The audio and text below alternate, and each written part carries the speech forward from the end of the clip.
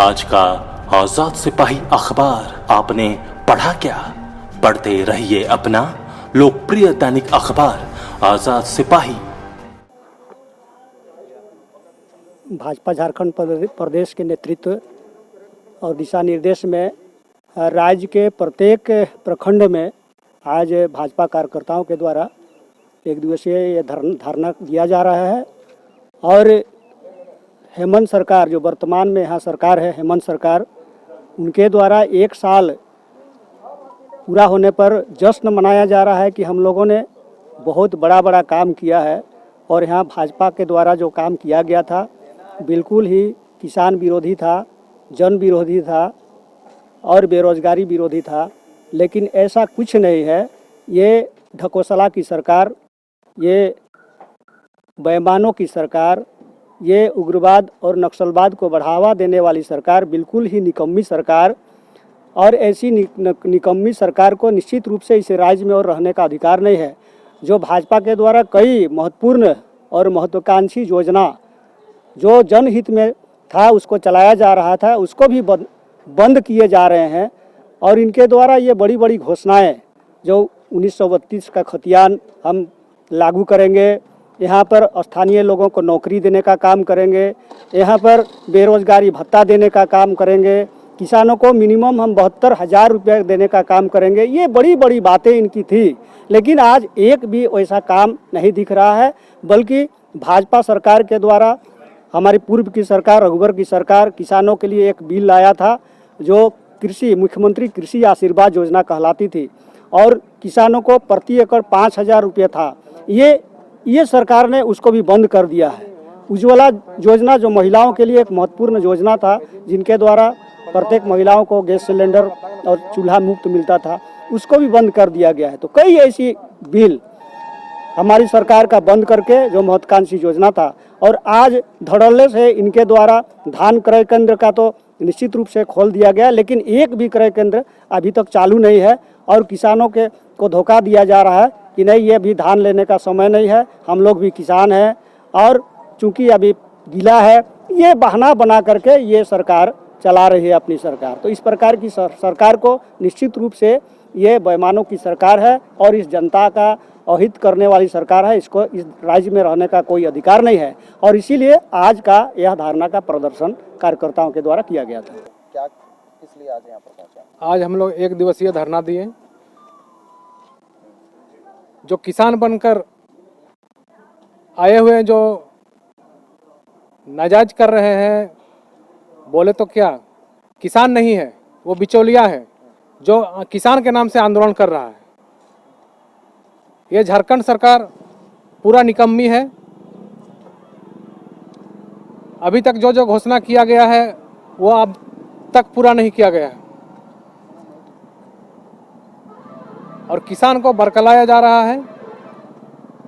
ये जो 3 बिल आया है, नरेंद्र मोदी हमारे प्रधानमंत्री जो है, किसान के हित में ये बिल है, लेकिन किसान लोग को ऐसा समझाया जा रहा है कि ये किसान का विरोध कर रहे हैं।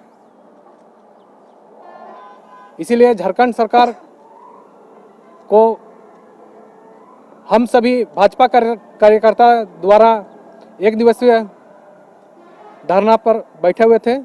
अभी हम लोग जा रहे हैं बुंडू अनुमंडल कार्यालय, जहाँ पे हम लोग ग्रामीण और नगर के दोनों अध्यक्ष धीरेन्द्र जी हैं और हम आलोक दास दोनों मिलकर अभी ये ज्ञापन देने जा रहे हैं।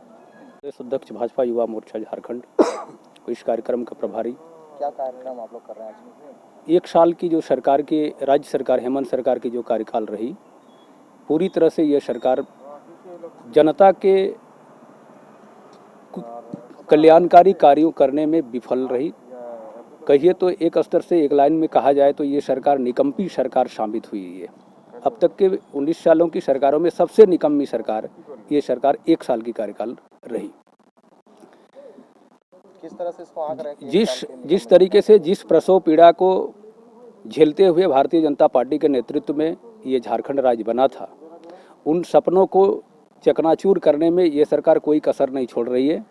3 लुटेरों की दल, एक और कांग्रेस, दूसरी ओर आरजेडी, और केंद्र बन करके आज झारखंड मुक्ति मोर्चा को मोहरा बना करके ये राज्य को लूटने का काम कर रहे हैं। ये बालू को लूटने में पहले भी अव्वल थे और आज भी उस बालू को लेकर के दोहन करने का काम कर रही है ये सरकार। पहले मुंबई वाले को ठेके दिए पैसों लेकर के और आज ये प्रशासन के साथ एक बिचौलिए खड़ा करके बालू का दोहन करने में लगे हुए हैं। ये झारखंड मुक्ति मोर्चा एक स्तर से कहिए तो जमीन मुक्ति मोर्चा बन गई है। ये जमीनों की दलाली में अभी अपने कार्यकर्ताओं को लगाए हुए हैं और जमीनों की खरीद फरोख्त से लेकर के आज पूरे झारखंड में एक अव्यवस्था सी कायम हो गई है।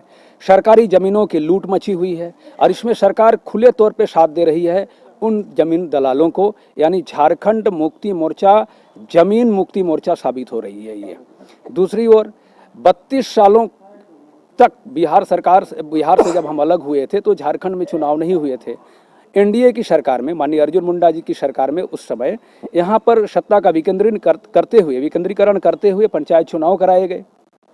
चूंकि इसलिए कराए गए कि जनता का पैसा जो जमीन पे जाना चाहिए था, ग्रामीण क्षेत्रों में जाना चाहिए था, वो नहीं मिल पा रहा था। लेकिन इस सरकार में इनसी भी मनसा देखिए, यहाँ शोषण करने में लगी हुई है। उस पैसा केंद्र सरकार अब रोक देगी, हुआ पैसा को।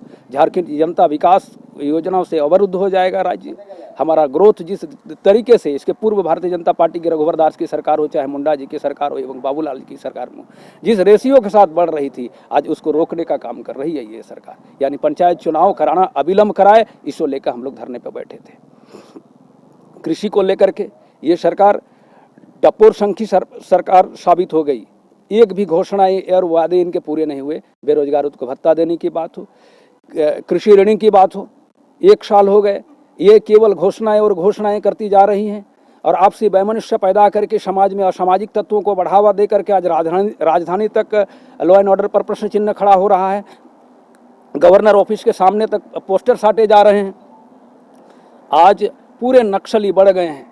जिनके पिता भी जिस समय सरकार में मुख्यमंत्री थे, वे भी नक्सलियों को छुड़ाने के लिए कोई कसर नहीं छोड़ते थे और ये भी अपराधियों को, ये मुझे लगता है कहीं ना कहीं सरकार का उसमें संरक्षण है। नहीं तो राजधानी रांची, राजधानी जैसे जगह पे आज अपराधी तांडव जो मचा रहे हैं और जिस तरीके से आज बलात्कार जैसी घटनाएं झारखंड में जिस तरीके से असामाजिक तत्वों के द्वारा या जैसे भी हो, सरकार का लॉ एंड ऑर्डर कहिए, विधि व्यवस्था पूरी तरह से चौपट यानी ध्वस्त दिखाई दे रही है।